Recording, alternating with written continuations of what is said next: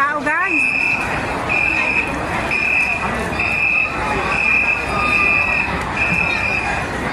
Ano yung maingay? Ito. Nagsisilbato.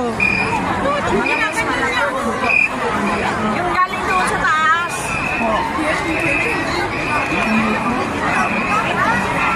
Yan guys, ang tao. Ito yan guys sa Macau, San Malo. Ayan yung simbahan. Simbahan na ano, nagiba, ano lang yan, yung sa harap lang yan, walang loob.